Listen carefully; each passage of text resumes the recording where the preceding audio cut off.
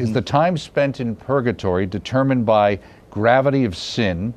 Is there physical suffering or just reflection and repentance? And can our loved ones in heaven visit us there? This is Blessings from North Carolina.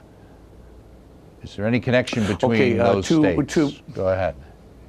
Yeah, two questions, that are there. With respect to the first question about, time in purgatory, the Catechism of the Catholic Church really doesn't specify it. That is to say, that the Church says, look, there's just three things about purgatory you can be sure of.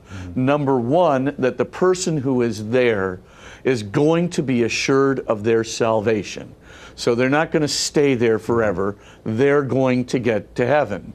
Number two, you can be sure that that person needs some purification, and purification here means letting go of something, probably an ego attachment of some kind that is truly interfering with the kind of love that is appropriate to the kingdom of heaven. And so we have to sort of free ourselves from this so that we don't interrupt the love and the joy of the kingdom of heaven, but instead join into it through our freedom. The third thing you can be sure of is that God's grace will be helping us in this process of purification, in this process of letting go of whatever it is that we're kind of hooked onto or inordinately attached to. So you might say, well, what's the time? Is it based on the gravity of sin? Not necessarily. It's really based on how fast it takes me to let go of whatever that inordinate attachment is, how strong it is, and frankly, how stubborn and I speak only for myself, because I can sometimes stubbornly want to hold on to things, and not just stubbornly, but habitually want to hang on to things. And God's, sort of prying my fingers, off of the attachment, but eventually, I kind of let it go. And when I do let it go, I let it go in freedom, and I let it go in trust of God.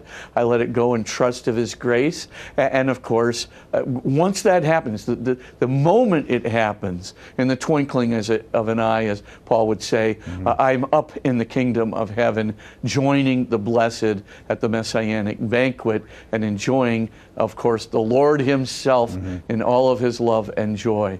And I would say that's pretty much the determinant factor for the time. It's really me, my freedom, and letting go. Okay. Let me ask you, so does a soul that now is, let's say, has died and gone to purgatory, do they have free will to let go or not let go? Yes, they do. Okay. Absolutely. Your free will. I forgot to answer the second part of her question. The second part of your question, could your relatives, actually in heaven visit you while you were in purgatory? And, again, there's no definition of this doctrinally in the church. I will say this, there is no crossing from heaven to hell. Or hell to heaven. But there's no such specification vis-a-vis purgatory. So interestingly enough, if a relative, as it were, could visit you here on this earth, they might be able to visit you in purgatory. And if God felt, in my view, this is Spitzer's theological opinion only, in my view, if it would help you to let go, if a relative came, and you saw that relative, God, I think, would do anything to speed up the process, to help you to let go. And if He thought that would be helpful, I think He probably would let that happen. But again, that's the Spitzerian viewpoint. There's nothing in church doctrine that prohibits it or that sanctions it. So take your pick.